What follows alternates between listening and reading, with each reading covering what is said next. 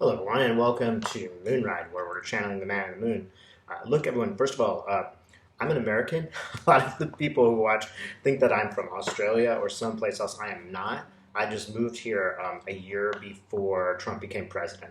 Believe me, I had no idea how lucky I was to be out of the stress. I'll also tell you, I wouldn't be able to do this job if I weren't living here because I'd be so mired in the incredible stress of the environment that it would have taken me a lot to get here. So I just want to send my warm love and compassion for all of you guys who are doing spiritual work in the middle of this crisis. I'll also tell you, here's my ballot. Here's a little letter that says I'm going to get a ballot. Which, guess what? It still isn't here. I can't do it any other way. It's got to come through the mail. And you can notice snails have eaten portions of it because that's where my mailbox is. So I'm anticipating getting a ballot that I cannot use. I've been on the government website trying to get an answer. It crashes every time I go on there. I mention this not to panic you, but to let you know our votes really are being suppressed. It is going to be difficult for us to vote. Do everything that you can to do this early because it really is not working. My vote for the primaries, even though I sent it 10 days in advance, was not postmarked in time enough to count for the California primaries. So my vote really was suppressed. This is before we knew what DeJoy was doing to the post office. So now that we're aware of it, just all I can say is do everything you can to act. I'm going to be continuing to document it here on YouTube. My vote is being suppressed, and so is yours. So go out and do whatever you can. Talk to people. Make your problems public. Right. On that note, I'm gonna just check out I know that part of this is going to be about Ruth Bader Ginsburg and her replacement. Maybe we'll just direct it right there, Man on the Moon. Okay, so, all right. All right, so Spirit, can you show me what is going to happen with this vacant seat?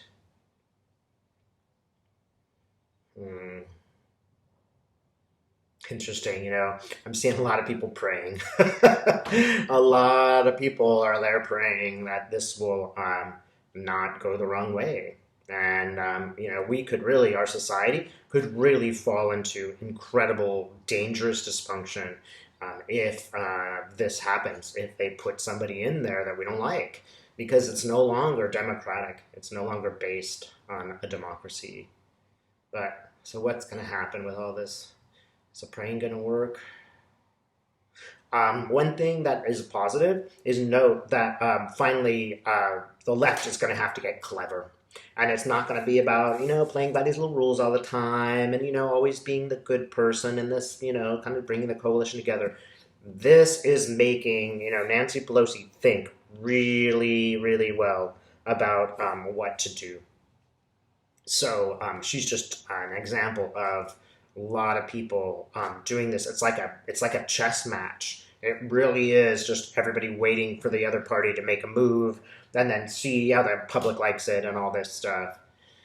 But I think that, I see Nancy Pelosi doing quite well. She's stretching her arms out in a real power move, and the sort of line that's sort of dividing my page, if you will, is sort of migrating a little bit to her side.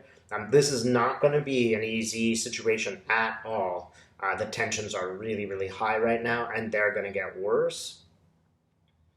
But it's like, we've been asking the Democratic Party, do something, do something, do something for years. And one good thing is they are motivated. All of us are very motivated. Some of us who were, maybe going to ride out the election and say whatever, are now very motivated. That's the feeling that I get. Understand also that it's more than it appears. There's a cultural shift that's going on. Culturally speaking, most people support Roe v. Wade. Culturally speaking, most people support some of the liberal moves. So now those are all going to go away, and we're going to all lose our healthcare. That's a big deal for a lot of people.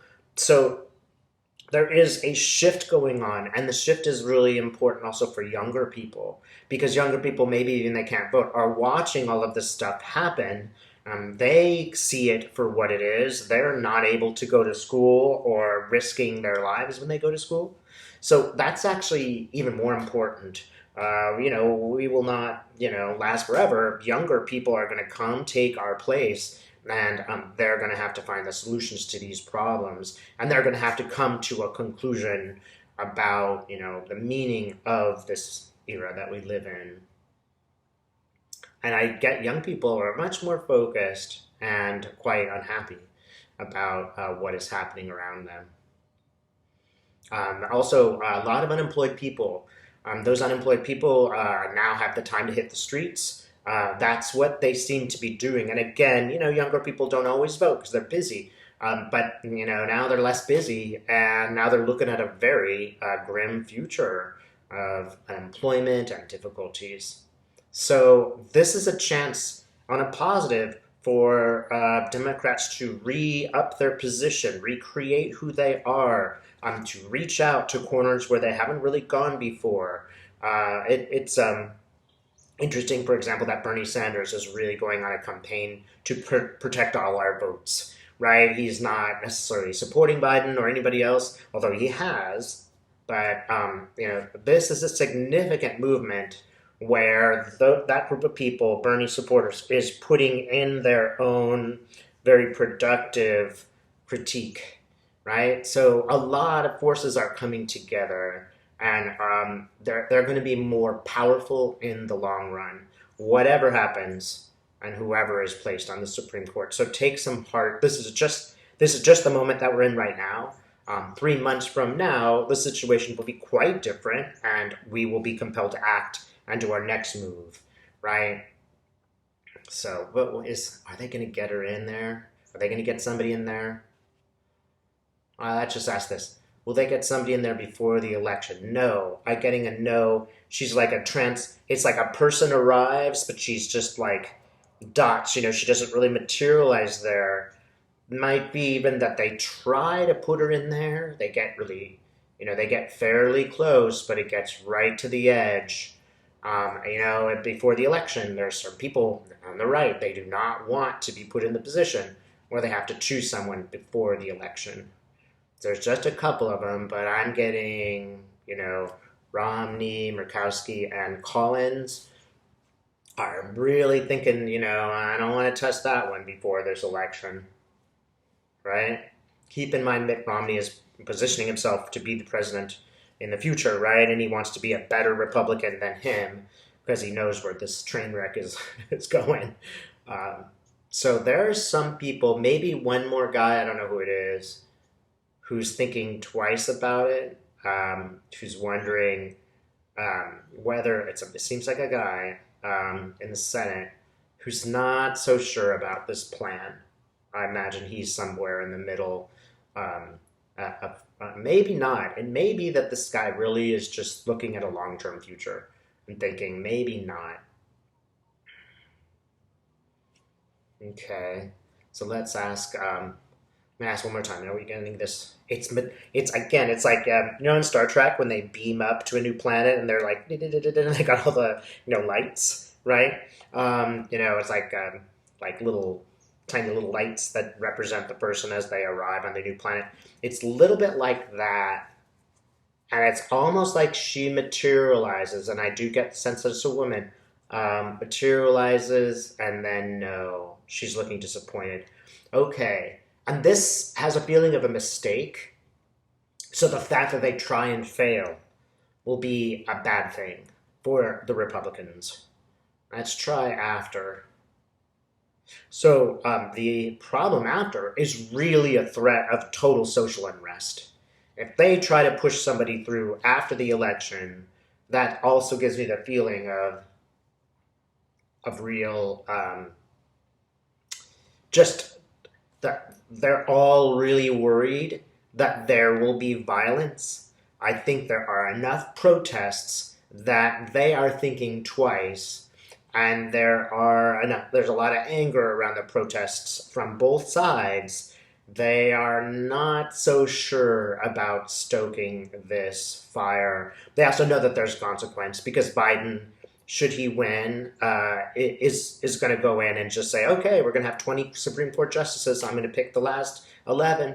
That is his right. He can do that. It has been done before. So they know that there are consequences to pushing this any further. That's what they're like really, really working. This is new Terra. This is new Earth.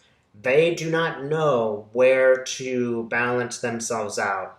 So it might seem like it's really good for Republicans, but it's very, very fraught. One wrong move, and this will completely backfire for them. They're aware of that. Mm. And when they're on the way out the door, if some of these guys lose and they're making this kind of decision about the Supreme Court justice, at that point, they've lost. And they don't really have much to gain by forcing a new Supreme Court justice down everybody's throat. That's going to be part of their legacy that they leave behind. So imagine you've been in politics for 20 years and now you're going to say it's your last day. Are you really going to walk out the door um, creating a crisis? Because that's what will happen. Biden will be faced with this crisis and he will have to solve it in the way that he wants. Congress likely is going to go to the left, so they can do whatever the heck they want. You pulled out all the rules, so are you going to accept that as a consequence? Are you going to be known as the senator who caused that crisis? And in a sense, remember that could be a good thing. Maybe the Republicans go too far, so Biden's got, hey, I got no choice. This is what we're doing now, and in my personal opinion, there's two Supreme Court justices who should be prosecuted for laws they have broken. So why not? What's stopping them?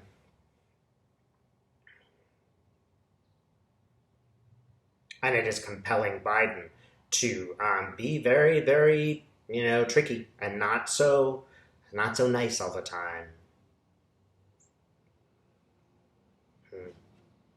So, are they going to be able to place? Are they going to place somebody there? Again, I get a feeling like she's getting closer. The Supreme Court justice is really close. Now, right now, I was seeing that Star Trek thing. She is halfway in. Part of her is materialized. The bottom portion hasn't quite materialized. So I'm going to say I don't think this is decided yet. I don't think we know yet what will happen after the election, but it will be fraught. It will be a heavy, heavy moment in our history, and everybody is going to become, very responsible for their actions, which, there's a message there for all of us, right? I've shown you my ballot. I am responsible for doing everything that I can to make that come in. Every senator is going to be responsible for every single thing they do. Everybody's going to be watching them. All of us are now even more responsible because we could lose a lot of rights if the wrong party gets in there and if Trump wins. So, this is bringing us all to the table of democracy where we've been a little bit lazy. I know I have. I haven't protested as much as I should have, right? So, understand that there's a good thing that's going on. We're all taking responsibility for our government. Uh, and this is a very stressful time. It's really hard not to be very, very worried about what will happen. Keep in mind that worry, it's not serving you. It's not going to help you. Try to transform the worry into action. Do everything you can to get the vote out. And also accept that you must continue with your life. You got to do other things. So do things that calm you, meditate if that's available to you. Any spiritual work that you can do right now is absolutely essential for your sanity. And in a way, crisis situation, we're all being motivated to work on that meditation program we've been procrastinating for 20 years. And again, I do not care at all what spiritual process you use. Everybody's different. That's great. I don't care what religion it is or how, as long as it is done in love and kindness, move in those directions, even if it just means painting or, dancing. I don't care. Go there because you're going to need some relief from this stress. The planet really is in this point of almost like total, just psychic explosion. And if you're sensitive at all, you're picking this up. Rechannel the energy and make it positive. This doesn't mean stop being political in the way that you need to be, in every way you need to be. But don't waste your energy arguing in it. Don't waste your energy yelling at the TV. God knows I battle this every single day, but I am a little bit better. I make myself stop reading politics by 9 a.m. and get to work, right? And meditate a lot, right? So this is my advice for you. And also, I want to send my love to you now. This really is a very stressful time. If you are feeling stressed right now, just take a moment and take in love from the universe. However you need to do that, just take it all in, and it's going to, these are the times that make us who we are, however difficult they may be. You deserve a break. Take one every single day. You will be more effective if you are able to take some kind of psychological or spiritual break. And I don't even care if you're not that spiritual person. If you're an atheist, great. Meditate on the nature of love and humanity. That's perfectly okay. Heaven is not an exclusive club where only a few people get to go in there. All of us get reborn, right? All of us are welcome. Okay, and on that note, thanks so much for watching.